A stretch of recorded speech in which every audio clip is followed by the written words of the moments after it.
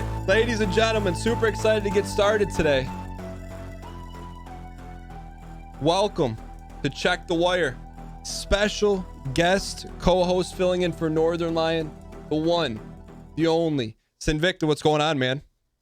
Hey, what's up, Dan? How you been? Glad to be here. Thanks for letting me fill in for Ryan. Hopefully I can do a good job for you. Of course, man. We're super excited, man. It's been a while, but we're excited to bring you on. You know, Ryan and I, throughout the course of Check the Wire, at least I know I do. Ryan has, I think, a few times too. Always refer back to things you're doing because you've had such an interesting and long journey to kind of get to where you are right now. And I think a lot of people are going to learn a ton from that. So that's why we're really excited to bring you on. But before we talk about kind of your journey, can you give people the elevator pitch of who you are and what you do online? Yeah, sure. My name's Sinvicta. I primarily cover the Binding of Isaac in 2020 now. I know it's a crazy thing to do. But I also do lots of heavy metal stuff. I'm involved with my community called the Mosh Pit. And we just do variety gaming, but mainly stick to Isaac. And I love interacting with everybody on Twitch and YouTube. And really folding into the heavy metal band and the heavy metal persona into all the videos and stuff that I do now has been great because it really does personify me in the best way since it's my favorite type of music. And I'd say I'm half musician, half influencer, content creator, whatever kind of weird title you want to give it now these days.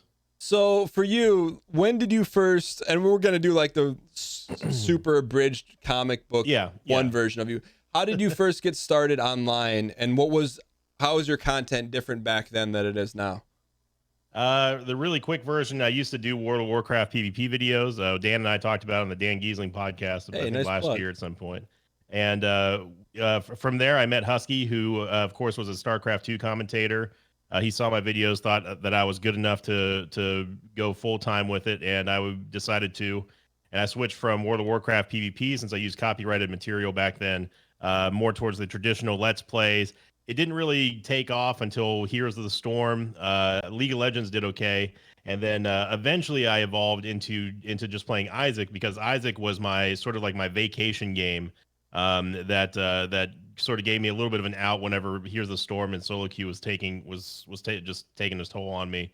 And then Isaac one day just took off because of the YouTube algorithm, and then the rest is history. So definitely went with it's definitely changed a lot. My deliveries hasn't really changed a whole lot, but the type of content on the channel truly has evolved from being less esportsy and more traditional Let's Play, of huge inspiration from Ryan to even start doing Isaac stuff. So, and I wanted to model a lot of what I did around what he did, since it was so successful for him.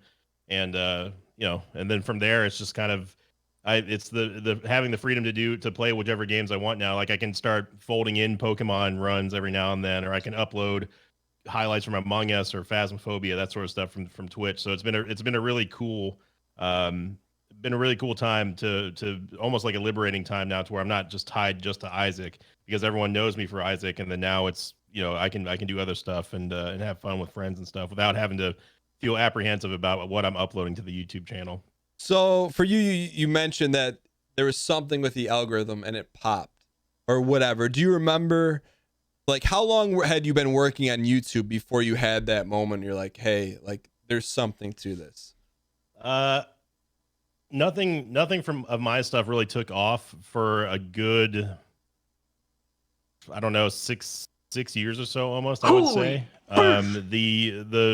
The video that took off was the rarest combo ever, and that was the one that really was a tipping point. That was published on the 19th of April in 2018. So yeah, it had been just over 6 years since I started. And real quick, specifically for that video, was it numbered in the series? Do you roughly know what number it was now? Because I know now you're at like 900 plus. It was number 204. Okay, so you'd done 203 videos essentially in that series. Of just Afterbirth Plus, yeah. Okay, which is it's an addition or expansion of Isaac, just for people listening that don't know. Yeah, that's the newest, the quote newest version of Isaac was Afterbirth Plus. Afterbirth Plus had been out for a while at that point. So, and I had maybe like I don't know, roughly 500 episodes of Rebirth before it came out. So it was a while. So for context, he had 700 videos of the same game with then, including the expansion. He's been working for 6 years on YouTube before anything really took off. So when it took off, do you remember like what happened? Like was there a ton of views and you're like, holy cow? Or do you remember what that moment was like? Yeah, so what happened on that video was I don't know why, but I just decided, I'm going to try something different with a thumbnail. And this is where I truly started to learn about the back end of the YouTube algorithm was how important thumbnails were to recommendations. And I was doing the traditional thing where we would just use the standard, the regular Isaac thumbnail with the episode number in the top right, and then maybe a title, but never changing the graphics. But for this one, because it was so unique, I got two items that aren't supposed to be in the same item pool. Like if you get one, you're not supposed to get the other. And I just decided, I was like, you know what? I'm gonna throw everything out. I don't care if people think it's clickbaity or whatever, because it's whatever. I just want to see how this works. And I decided to put in the title, I decided to change it to Isaac's rarest combo ever. Mm-hmm. And I put Sacred Heart and Godhead in the thumbnail along with I kind of prettied it up a little bit, so it really catches your eye. And that's when I started to notice that this video is different, because it's the first time I ever actually tried to go for more of a clickbaity sounding thumbnail, but also one that really caught your eye. And that's when I truly noticed a difference in between views and the engagement, the watch time. It was getting recommended more. And ultimately it changed. I mean, as hokey as it sounds, it did change my life, and it definitely changed the channel forever. Because from there on out, I understood that, hey, the appeasing Al the algorithm is the number one thing you have to do on YouTube if you ever want a chance. And now that I was armed with that knowledge, going with that moving forward, everything that I did to grow the channel has been based off of what was working before, versus me being a little bit concerned, like, oh well, I don't want to push the boundaries of clickbait, or I don't want to push the boundaries of let's just stick to what's comfortable, like stepping out of your comfort region. And this video signifies and represents all of that stuff as the tipping point for the channel. So before we talk about what happened after that, what brought you to a point when you're like, hey, I just want to try something different? Like, what do you remember? What sparked that to do that in the first place? It was that video. It was the fact that I had gotten Sacred Heart and Godhead together, because it's literally impossible for you to run into those two items simultaneously. And I was like, this is something special. I should try to make that the highlight, not the highlight. Like the centerpiece shouldn't be Sinvicta is talking about Isaac. The centerpiece of this video should be, hey, we got a combo that is mathematically impossible to get in the game. That's what needs to be the centerpiece, not me. People shouldn't be coming here for me. They should be coming for, the first thing that catches people's eyes is going to be what is inside of this video. You can't expect somebody to see a thumbnail that hasn't changed in 203 episodes and be like, oh, well, this video is different than the others. Like there was something that told me, I was like, I need to. Originally, I actually did have a regular old number 204 thumbnail and everything. And I don't know why I decided to change it, but I was like, screw it. I'm just going to try something new. And that's it. And I'm going to put the focus away from Sinvicta and the Isaac series and focus it purely on the content of what was in the video. And that's really one of the big secrets for your thumbnails, is showing off, like, not exactly who's presenting it, but what's in the video itself. So putting the video in front and center instead of the commentator was the biggest thing for me. So you talk about clickbait, and I would argue that if your title and your thumbnail says the rarest Isaac combo ever, and you actually have the rarest item combo ever, like, I wouldn't call that clickbait. I mean, looking at it in hindsight, how do you approach that, and what do you think is clickbait versus what you do now? Because now I subscribe to you on YouTube, and I see like just a wide range of thumbnails from the videos you do. So, like, where do you draw the line, and how do you classify what you do versus clickbait? So for me, like, specifically, what I would consider to be clickbait is, let's say, for example, hypothetically, I get like a crazy brimstone combo, but it doesn't show up until the very end of the video. Mm-hmm. And I put like, oh, the craziest brimstone combo ever in the thumbnail, but like 95% of the video I don't even have brimstone, that's what I would consider as the line. Like I wouldn't do that. Okay. A clickbait sounding one, because like you do have to bring some sort of attention to the videos in some way, without crossing that line, would be like, is this the best tears up ever, or is this the highest damage ever? That sort of thing, without saying like the highest damage ever, because that's not true. Like I don't want to mislead people with the thumbnails, and I know, of course, because I'm the one who played it, I know what's coming in the video, so you have to sort of not do too much foreshadowing, because you don't want to spoil the video outright, even though that does happen from time to time. Because like if something really special happens, you should put that as the focal point. But where the line is for me is like is if I get something crazy, but not until the very, very end of a run, and I'm like, I put that front and center, like that's pretty clickbaity. Okay. But if I said like, like, oh, the streak ends, like the win streak is ended or something like that, and that's just a total troll, then I've not wanted to do something like that, because I think that's just lying. So you talk about bringing attention to the video. So talk to me about your process in terms of how you go about titling a video, like what you in your brain from, okay, I recorded a video, this is what it is, and then you do some post-production, but what is your process of actually titling the video to, like you said, to bring attention to that in the YouTube algorithm? I try to think of what happened during the run. I don't put the titles out. So as soon as I'm done recording, I'll just upload it and whatever. And then while it's uploading, I'll actually make the thumbnails and do the copy paste for like the info and the title and whatever. Sometimes it takes me a while to think of a clever title, because like you can't, every single run of Isaac, I mean you've played Isaac before, but it's just like Spelunky or any other roguelite. Like not every run is just going to be a 10-10 banger like all the way, so if like I had an episode not that long ago where there wasn't really anything special that happened. I happened to have like an interesting interaction between a spacebar item and a passive item that allowed me to shoot 3 shots instead of 1.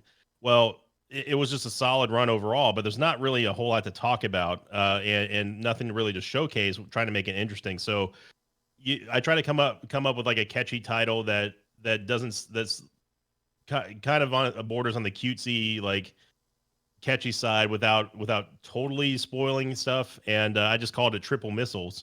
And something like that is signifying that, this run, hey, there may not be something incredible in here, but you still want to see like, hey, if it's triple missiles, like how did that combo come up, or how good is the damage, sort of thing. Because later on the run started to really pop off, because I did end up getting brimstone, but it wasn't until the very end of the run. And as tempting as it may be to be like, oh, triple brimstone predator missiles or something like that to put in the thumbnail, it's too clickbaity, because it's just, I mean, it happens at the very end of the run, and it's very hard to like, you don't want to overdo it, like you don't want to keep milking that same cow of like, I could, like, if I really wanted to, I could just put Godhead in every single thumbnail, making people think that Godhead is showing up, when that's just a flat out lie. No, I get it. But you said you're trying to make it like catchy. So what are some of your tools in your tool belt of words or phrases or concepts? Like if someone's listening, be like, hey, I want to like figure out how Sinvicta does this. What are some of the tools or phrases or that you've used in the past? You're like, oh, this is kind of like, I got these kind of 7 or 10 I've categorized I can pick from. So if I don't know an exact count, but definitely a rough guesstimate of the cliff notes would be the like most, ever, best, worst, craziest, epic, like old school buzzwords that you would think wouldn't work with the algorithm, but they really do work, especially when you're talking about the words ever and best. In any order, those are the words that really tend to stick out in terms of titles. There was if we're going ultra deep into, we're going deep, Cinny. I'm sitting here, I'm filling up notepads and papers. So it was a common misconception a while ago that all caps were actually getting yeeted out by the algorithm. That's not true. All caps actually do bring more attention to titles than ones that don't. Putting the name of the game in the title also helps out tremendously. because you don't have to do the meta tags for that particular game. So like if you just type the Binding of Isaac without any sort of other subtext or context to what you're searching for, you're always going to find channels that have the Binding of Isaac somewhere, either in the information box or the title itself. I double up on that, and I go for the title and in the information box. Like if you notice, you can click on any of my recent videos for any series, but if we're talking about Isaac specifically, I recommend checking out an Isaac episode. You'll notice that I double the title in the title itself, and the first line that you see in the information box is also the exact same thing. It's the exact same title before any other plugs, before any other list or anything like that. It's the title. It's copy pasted from the top of the info right there, and it's also the last meta tag that you'll have to put in there. So that way you're hitting it on 3 levels of the algorithm search engine. So people who want to see Isaac, you're 3 times more likely to find something that is listed not only in the title but also in the information box and in the meta tags itself. So your last episode, Double Sharp, episode 1059. I see that exact title pasted in the first line of the description, and you said there's a third spot that you put it. Where's the third spot? It's in the meta tags. Exactly, like line Double Sharp, the Binding of Isaac, : that is a tag. Exactly like that. So you're pulling back the curtain to Oz right now. So you've been doing this consistently, and I mean, clearly you've seen results, and I mean, just for context for someone listening right now, and this is not a flex or anything, this is just, can you talk about like your first 100 Isaac episodes? What do you think they were averaging view wise? Your very first 100. If we're going all the way back to when I first started doing Isaac, that was in vanilla Isaac, like the Flash version, and those were actually causing people to unsubscribe to my channel because they were there for Heroes of the Storm. Okay. And even Husky. I mean, it's a roundabout way of explaining, but I just wanted to say for context, even Husky, who's the person who got me starting to do YouTube full time, he was like, "Bro, you got to stop doing this Isaac game. Like, I've never heard of it. It's killing your channel. People are like," he showed me the numbers and unsubbing, and I was like, "Man, I got to stick with it." Why? I don't care if it's why did you want to stick with it? Because I hated Heroes of the Storm so much that I just needed to play another game to give myself a break where I could just ramble and talk and not have to worry about solo queue all the time. Like I love Blizzard. I love all the friends that I've met there and all the developers and everyone that I hold no ill will towards them. But the game was just killing me because I was doing it every single day, doing solo queue in Heroes of the Storm for years. It was horrible. So I needed a game that really gave me just almost like a podcast setting where, because of course I love to ramble, I love to talk about anything, and Isaac was doing that for me. So those views, the first 100 Isaac episodes were probably getting no more than, I'd say, 100 to 150 views per, maybe. In present day, roughly on average, you'd say your last 100 Isaac episodes. Average probably, I'd say 50 to 60,000 views per. So you went from, and I'm laughing just because that is tremendous growth. So you went from like a couple hundred views to 50 to 60,000 per episode. Yep, that's about average. Yeah, there's some bigger episodes, of course. There's some smaller episodes, but the Isaac, on average 50 to 60K per daily episode. So outside of a lot of hard work, because I definitely don't want to sweep that under the rug, but you've been doing it for a very long time, consistently. Like, what do you attribute that to? What, like, that is, I can't even count the number of zeros and percentage growth that is. But like internally, you're like, hey, this is, because you worked your face off to do this. But outside of that, what do you think allowed you to get to this point, or has put you in a position to get to this point? I'm not gonna lie, it's almost outside of consistency and hard work, it's almost all 100% luck. Come on. I hate to say it, but it is true, because you're not even if you know how to tweak and not exploit, but take advantage of the algorithm's tendencies. The algorithm always changes all the time. So if the algorithm decides to drop your channel and stop recommending people to you, there's nothing you can do. You have to figure out. I mean, you've got to be fluid in this. But I'm going to push you on this one, because all right, let's just say tomorrow the YouTube algorithm changes and you have half the amount of people watching your Isaac series. You're just going to stop? Is that what you're going to do? No. Okay. Well, what are you going to do? No, I got to keep going, especially, I actually have bills to pay now and stuff. So, there's no stopping the train. If something stops working, then we just say, okay, well, I got to figure out, is it Isaac that's on the downtrend, or is it something that I did, or, like you've got to sort of roll with the punches and really find out what is it like. You can look in the deep analytics and stuff. When do people tune out? Do they tune out after a certain time? They tune out after you start talking about a certain topic. Like you can see when people shut off the video.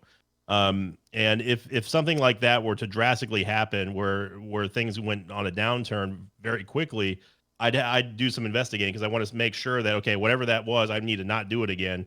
And if it's still going downhill, then we need to start looking at possibly pivoting, or trying to find something that will work. So, but the decision to go real hard on Isaac and start making, life-changing decisions based on that that's a result of months and months, almost an entire year's worth of saying, okay, if we can sustain these level of numbers for a year, to me, that's enough of a foundation to be like, okay, this is probably going to be something that's going to be around for a very long time, at least stable enough, not only financially, but also for views and for the channel growth enough to be like, okay, we can start here. This is our new foundation. And then we can start building off of this in case if we do have to pivot, or if something else comes along the way that we can start transitioning into while still holding up our foundation, because the foundation is everything of a building. If it crumbles, I mean, you've got nowhere to go. So that's really what I would do. So I'm sitting here and I'm smiling, and people maybe wonder why I'm smiling. I'm looking at your thumbnails, and it's like every one. Then I saw triple missiles, and I started smiling. But for you, can you put into words like what you do on a daily basis, that like how, so you have this Isaac series on your YouTube channel is 1,059 episodes of, like, what is your strategy in terms of, like, do you post one a day, every other day? How do people know when it's been? Have you missed a day? Like, what is your consistency and hard work look like in context for someone to be like, oh yeah, he just worked for 6 years forehead? Every single day, Isaac episode comes out at the same time every single day. What time? At noon Central Time, which is 1 Eastern and 10 a.m. Pacific Standard Time. Is there any specific reason why you publish it at that time? It's to catch so you try to catch noon specifically catches in Central, that catches the lunch break of everywhere but the West Coast, except people who are either like on break or leaving for lunch or something like that. But it also captures anyone tuning in from the EU. Or the Eastern Hemisphere, who are sitting down for dinner, or they're just getting off work, that sort of stuff. It's timed very specifically because of that. Have you? Is that something you've experimented with and messed with? Be like, yes. Yeah. That took me roughly about, I would say, 3 or 4 months before I found the sweet spot on when to release videos. So you were split testing the time of which to release your videos, and then you like went back and forth, morning, night, evening, and then this seemed to be the. Yeah, I experimented with early morning. I experimented with releasing at the same time as Ryan. I experimented with doing it later on, and I found out that it's my series is inevitably always going to be tied towards Ryan, and I always give him full credit for not only inspiring me to do this, but also, of course, helping out the channel, the growth, and doing stuff like this with you as well is integral for someone who's trying to grow. And what I found out was that releasing at the same time that Ryan was, it was causing diminishing returns, not only for my channel, and I'm not going to sit here and say that my channel was hurting his channel. Yeah. But it was confusing people because people want to watch both, but they can't do it at the same time. So splitting the people who were both fans of Ryan and then eventually myself was counterintuitive on many different levels. So I said, okay, well, his video comes out, his Isaac videos always come out no matter what at the same time every single day. So what I need to do is I need to find out a sweet spot either before his videos or after his videos that also works for the algorithm, and when people are most likely going to be recommended when they have the most free time, which is usually on their lunch break, either when they're going towards lunch or actually physically on their lunch break, or when they've just gotten home from work or college or university or whatever. And that's what ultimately was like, okay, if I don't want to put videos out at 8 a.m. because that didn't work. I tried that. That doesn't work. I said, okay, Ryan comes out at 10, so or Ryan comes out at 9. I need to go somewhere a little bit after that. Okay. And noon, right on 12 o'clock on the dot was the best time for everything, because it works for the lunch times, it works for the dinner times, and also like when people are getting out of school and stuff. Dude, I'm just saying right now, the stuff that you're talking is just like, to me, I know to you it's like second nature, but to me it's like mind blowing. You know, it's not, you're not just throwing stuff against the wall. Like, this is stuff that you've tested. And I'm gonna preface this next statement that you're an extremely humble individual, hardworking.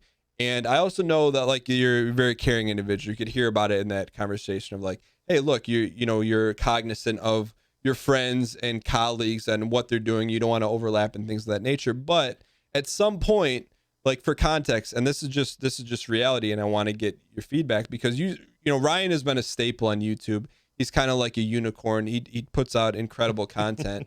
But now, I mean, it's at a point now where your average Isaac video is roughly double his, right? So you've kind of, the Padawan has surpassed, the apprentice. For you, like, what was that like? Because I know, we've all looked to Ryan as an inspiration on with consistency, hard work, how witty he is and things like that. But like, that's gotta be pretty humbling. Like, dude, was there a moment where you're like, dude, something I'm doing is working?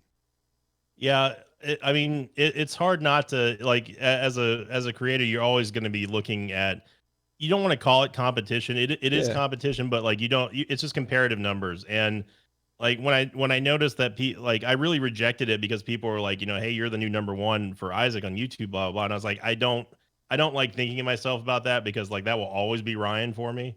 And the numbers don't reflect how I feel about Isaac. I mean, I don't judge my positional standing on how my views are doing versus Ryan's or Cobalt's or Bisnap's or or anything like that. But it was a surreal feeling to know that the Isaac episodes were I mean, just they're overtaking people like that. Yeah, they're killing it. But I never consider myself to be either, I tell people all the time, I'm not a better player. I don't consider myself a better YouTuber than Ryan, because it's always going to get compared, because we're such good friends.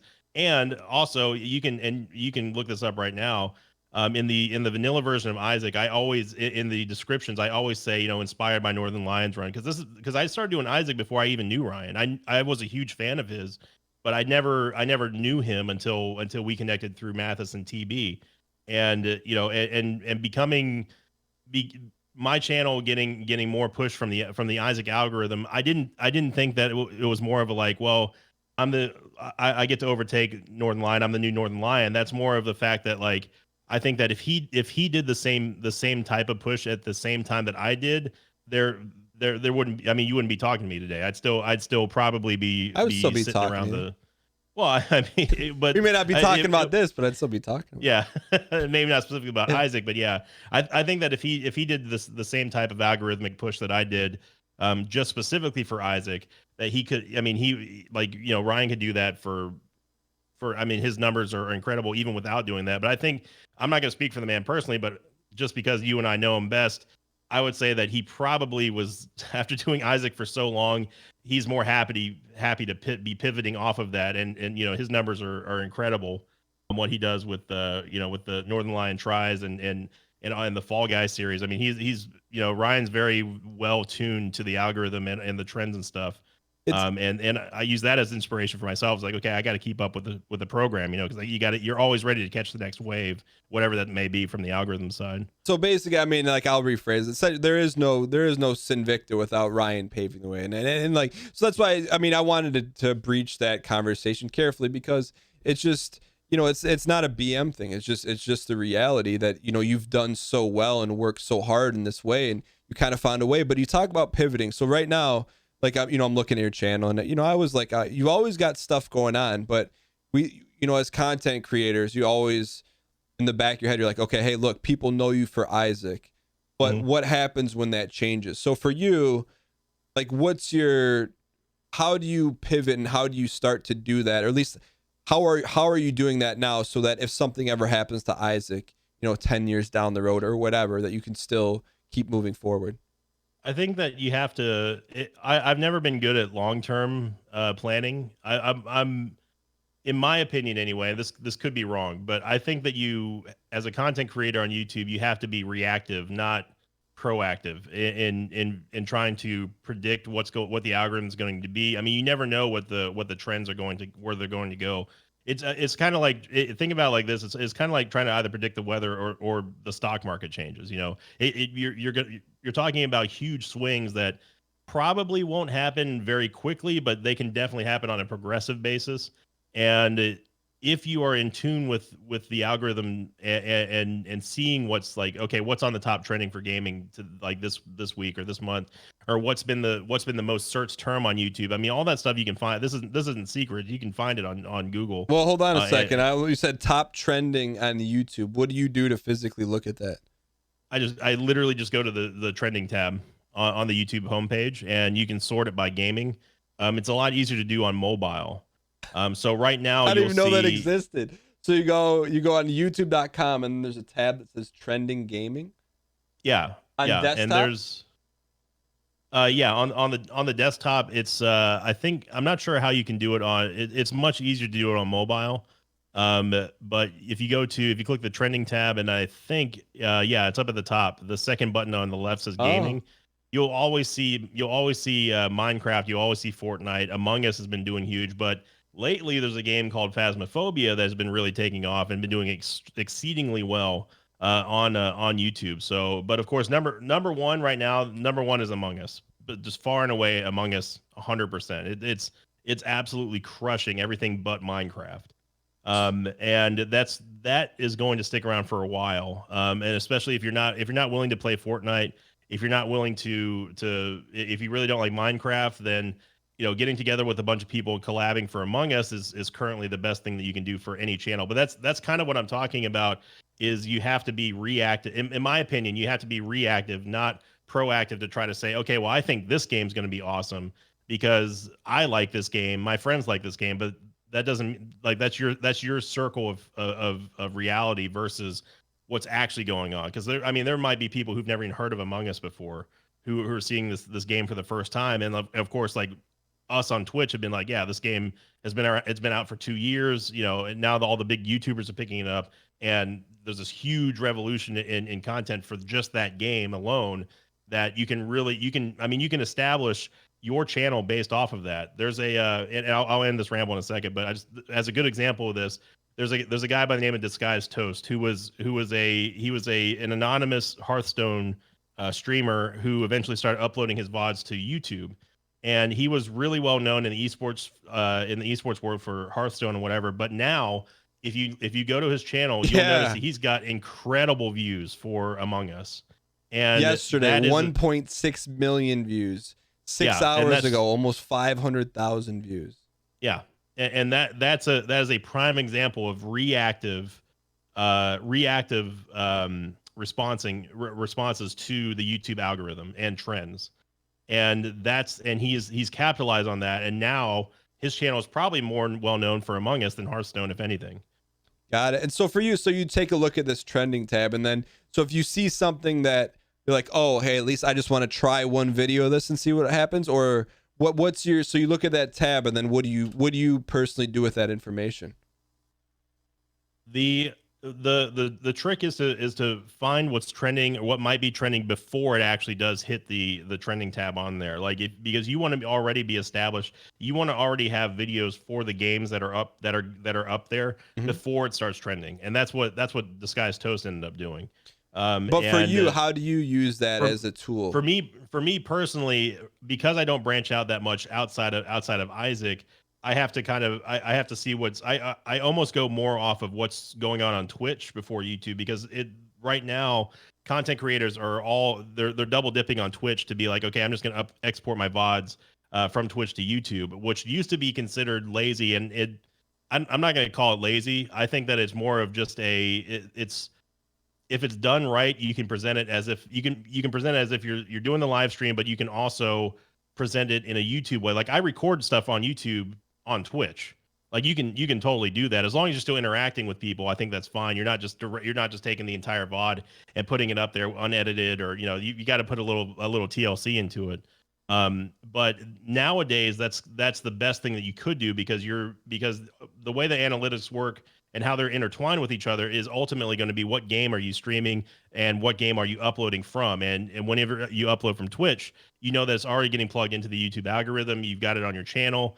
You just change the title in the information box, and that's it. That's all you have to do. So that sort of thing, you can experiment on Twitch, find out what's super popular.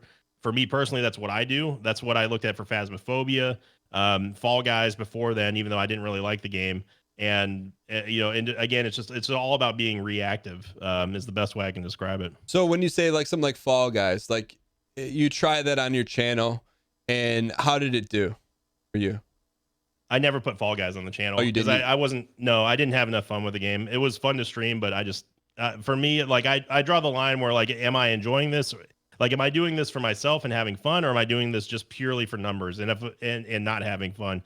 And if it's any part of the latter, I flat out won't do it. I mean, I could have stuck with Hearthstone and Overwatch. Both I had early access to and permission from Blizzard back in the day to upload stuff. I actually even did hero spotlight trailers for Overwatch themselves, like the official Overwatch trailers for those, and I wasn't enjoying the game, and I decided to just stop playing the game, because once I stop having fun, it's no good for anyone, and your audience can tell as well. So what's the last series or video you did that you did just because you knew it would pop off, and maybe not necessarily like you 100% loved it, but you're like, oh, I know this is probably going to do well?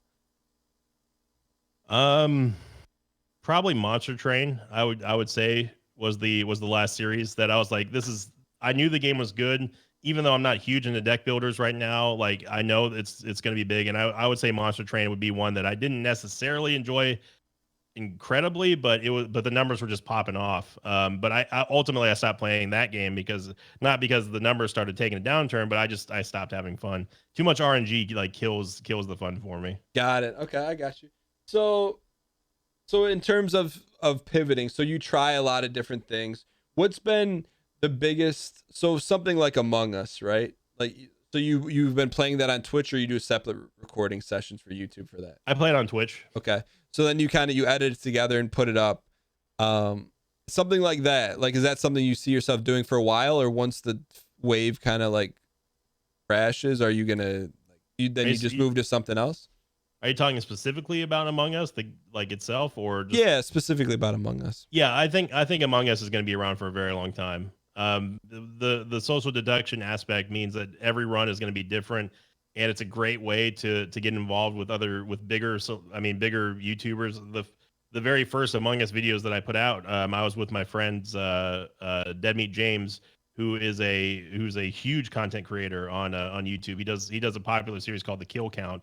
And without being able to collab with him and his wife Chelsea, and then our mutual friends Mike, who's known as Fresh Pancakes, and then his wife Beth B. Rad, that was a great interaction, because not only were we playing with the five of us, but we also had 5 other community members from the Mosh Pit playing with us as well, and that gives them inspiration to be like, hey, that was a lot of fun. Do you mind if I take my VODs and put it up on my channel and that stuff too? So like, it's a great game to branch out socially and also network from a business side, and it's also doing fantastic on YouTube, to where it's almost like everybody wins. Like, it's a collective pot of popularity that everyone can enjoy. That's what Among Us is right now, and I think it's going to be around for a very long time. And so for that, like, do you just port them, or how much editing do you do on your Among Us videos? I cut them up into episodes, and then I make the thumbnails nice and tidy and stuff. But I don't do any editing for basically any of the videos that I export. Got it. Okay, cool. So you and I talk in the back channel a lot. Like, I'll send you a message, be like, hey, what are you doing with this? What do you think about this? So we talk a lot about your YouTube philosophy. So on like a macro level, what is your production per day, and what's your goal for your channel? How many videos do you want to put out per day? I usually go, right now I'm settling for 2. Okay. I find that 3 tend to not be watched, because people only have a certain amount of time in their day.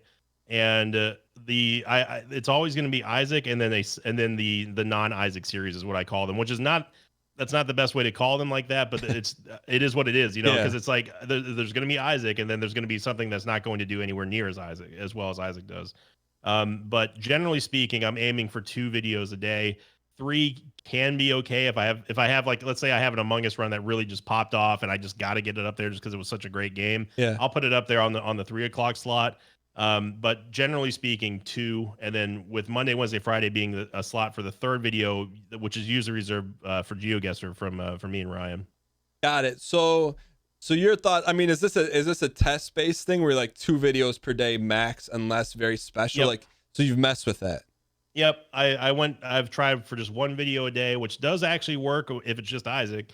I tried going up to 4 videos a day, and it was experiencing a lot of diminishing returns from views, and people were burning out because they have so many subscriptions to gaming channels, and because you have so many people who are putting out like 10 videos a day or more, that it's over exhaustion, and they're only going to want to watch you for something specific. So you've got to deliver it at the same time every single day. If it's going to be in the 2 o'clock slot, that's where it's going to be. That's where it has to be. And and then maybe pepper in a 3rd video here and there, but 2 is the sweet spot right now for a channel my size. Okay. And then, so that's your YouTube philosophy. And recently, and we talk about, we don't have to get a ton into it, but you turned on, what is it called what is Twitch subscription called on YouTube? Membership.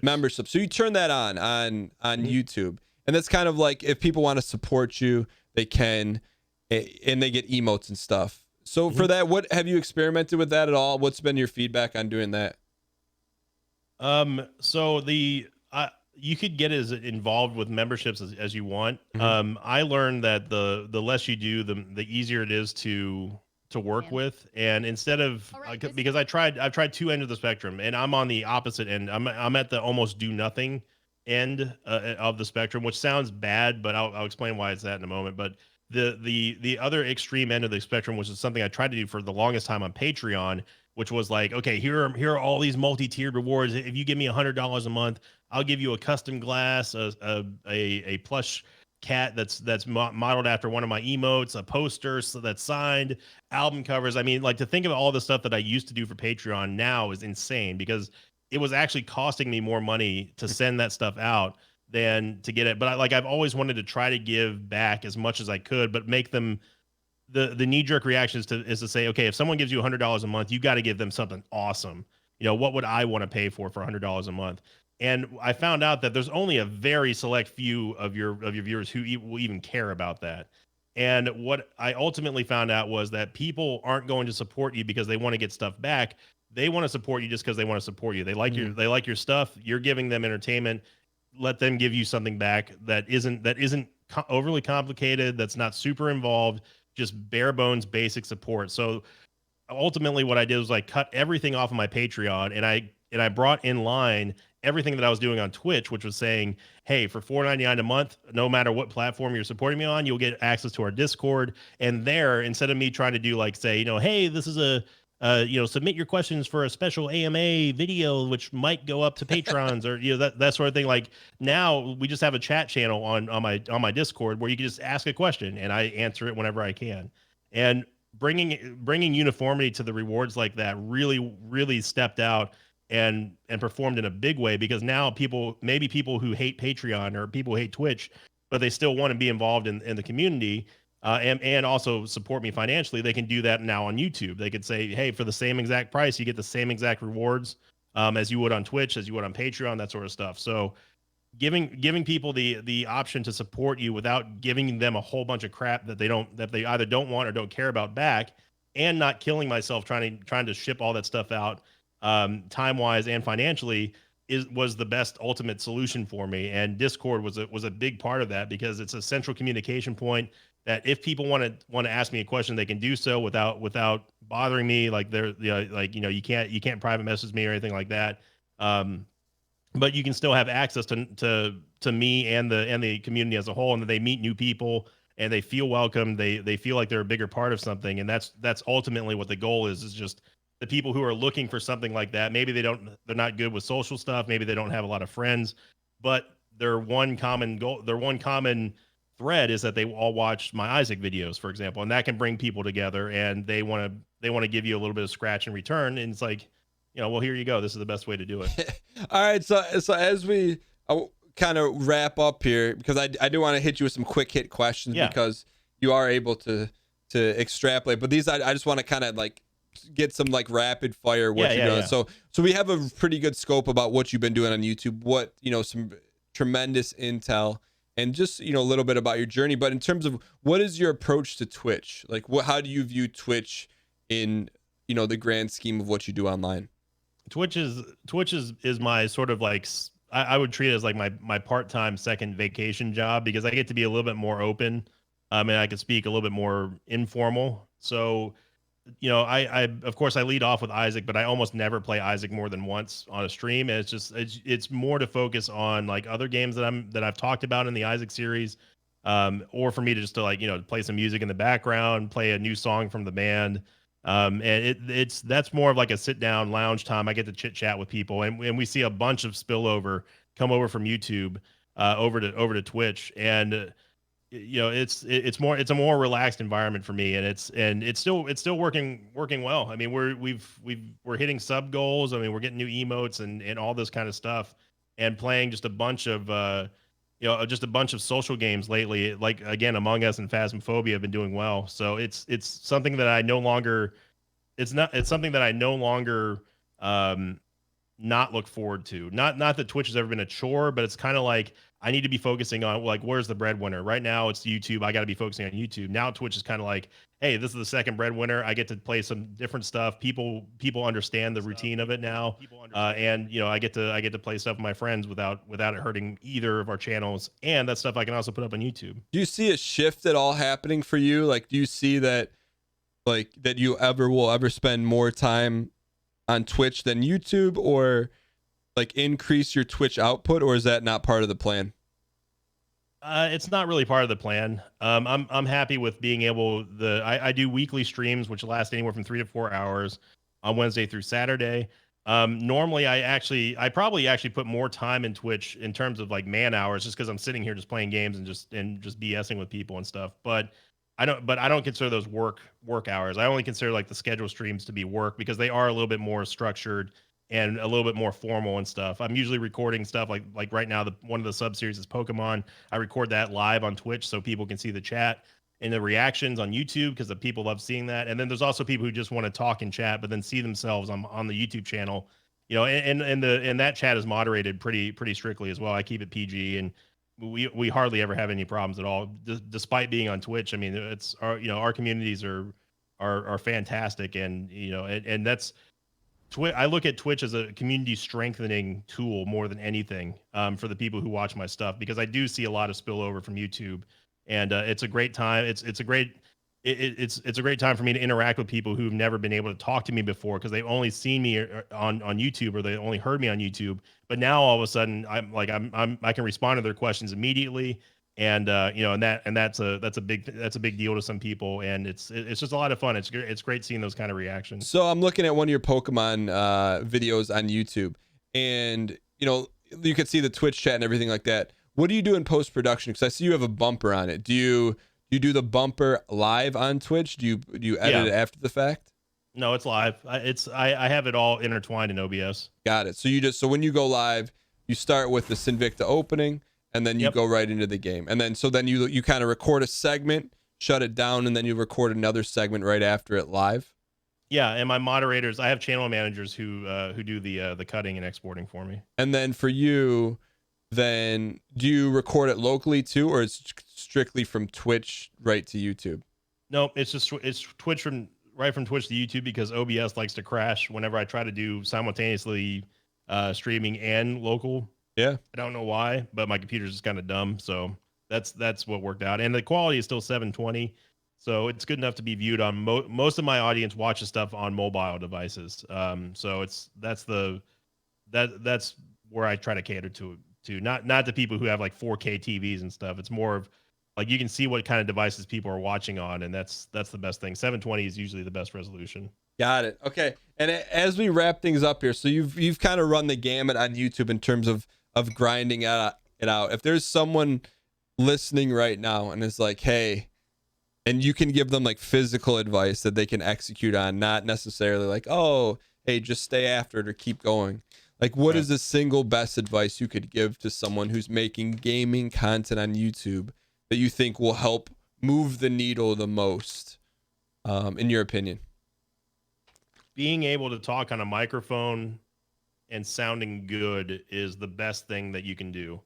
If you think that you've got your handle on the thumbnails and you've got the work ethic and stuff, you got to have the chops on the microphone to be interesting. How do you get chops to get interesting? So like when you started, I'd imagine you were very different than you are now. What are some things that you did to help you get more interesting on camera, on recording? To be honest, it was just the habit of going through and solo commentating just over stuff, not trying to emulate anybody, but you can look at like what do you want to talk about? Pretend that somebody is asking you, hey, what'd you do today? That and answering that in a clear, concise way that is a good story to entertain somebody who asks you the question. And if you have that question just proverbially asked over and over again in your brain, you can always find something to talk about.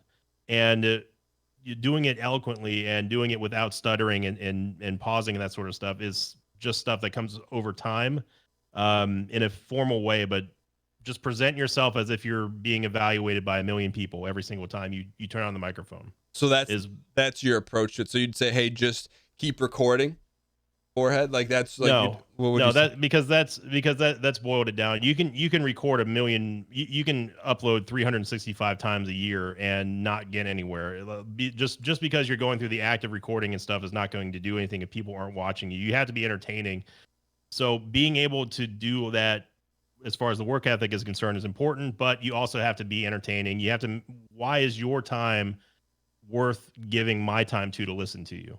Is it interesting? Is it entertaining? And again, if you start to practice with yourself and go back and listen to, how many stammers are you doing? How is this interesting to talk about?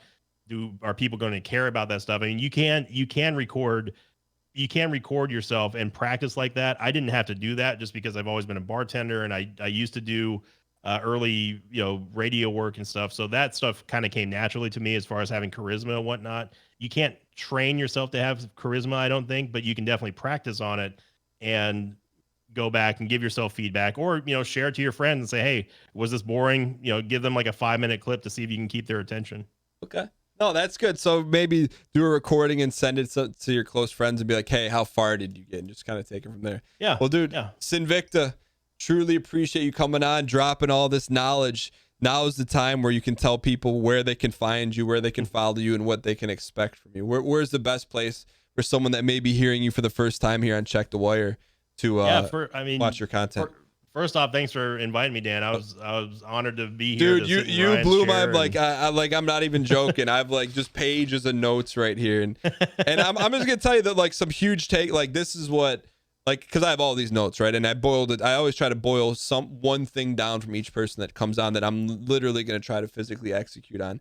A couple things are really interesting. And coming from you, it comes from a point of like, hey, you're not just pulling this out of thin air. Like, there's been a lot of, whether it's gut instinct, but also analytics, is 2 videos per day max and tinker with the time. I'm literally what I'm gonna do, and I got to transition over. I'm gonna change one of my series to go live at 1 p.m. Eastern, and I'm just gonna see what happens. I'll be like, that's the Cine V time. I'm not playing Isaac, but just stuff like that, man. And I don't know. Yeah. I think a lot of people, I know I took a ton away from what you were sharing, and I think a lot of people are as well. But enough about that. So where can they find you? Where can they watch you? And what's the best places for that? You can find my YouTube channel at youtube.com/Sinvicta. You can find my Twitch channel, twitch.tv/Sinvicta. I stream Wednesday through Saturday, beginning at 4 p.m. Central, 5 p.m. Eastern, 2 p.m. Pacific Standard Time. Also, you can find me on Twitter, twitter.com/Sinvicta. That's probably where I'm most active in terms of social media. And definitely want to plug my band because our album is actually releasing soon. Now that it's been fully mixed and mastered and stuff and remastered by Zeus. You can go find that not only on my YouTube video or my YouTube channel, which I'll be doing a live premiere for the entire album, but you can find these tracks and future tracks over at sinvicta.bandcamp.com. .com, and they're always going to be totally free of charge. They're DMCA compliant, whatever you want to call it, because I'm the legal owner of all the music. And I'm eventually going to have a merch store, but it's up right now. But I'm not a huge fan of the vendor, so I won't plug that one. Go buy some gold chain stuff instead from Dan. Hey, real quick, you used to have numbers at the end of your name. Where were the numbers used to be? Because it never used to be uniform like that. The only time I had numbers was on YouTube. It was Sinvicta 316, which still goes to the channel. But you can get a redirect now if the name is available. How did you get the name? Did you like track the person? I just submitted it to YouTube. Oh, cool. I love that. I love when it's uniformity. It's like you go to Twitch, Twitter, YouTube. It's all Sinvicta, Sinvicta, Cinny V, dude. Thanks so much for coming on, man. I really appreciate it. Thanks for having me. Like the other thing, and other reason I want to bring you on is like whenever I see just see how you're doing so well. Like some people look at it and be like, Sinvicta's killing it. I think about how much time and effort you put into that, and it's like, man, like the payoff is here. Like you're experiencing success because of all your hard work, not because of luck, not because of lightning strikes. You've just continued to say no. You know what I mean? Like you just keep going, man. And that's super inspirational. And I'm just so happy for you, man, because I know how hard you've worked at it. I appreciate it. So I really appreciate it, Dan. It's great. I mean, it is a great feeling. And to say that, it's paid for the roof over your head now is that's the ultimate dream. And, I did shed a tear or two when it finally all kind of sunk in and I got moved in and stuff. Cause that was always the biggest dream. And, I can't thank the community enough for doing that. And again, to my friends like you and like Ryan and everybody else, that's ultimately it's not a competition. I think that we should all help and support each other. And and I'm happy to help out and share you with stuff. And congrats on Twitch Ambassador and the big front page featuring. By the way, that was awesome. It was great to see you on there, dude. I'm just so glad you came on, man. And I'm glad that this is out there now because I don't know. Like I said, I'm just super happy for you and everything that you've done, and especially the journey. But dude, thank you so much for coming on. And, everyone make sure you follow Sinvicta, Twitter, Twitch, YouTube. And what's your band name? People, we just got to get your band name out there. Band name is The Word of Lauder. It's based off my World of Warcraft character. There you go. All right, ladies and gentlemen, Sinvicta, thank you so much for coming on, man. I'll talk to you soon. All right, take care, Dan. Thanks for having me. Of course, buddy. See ya.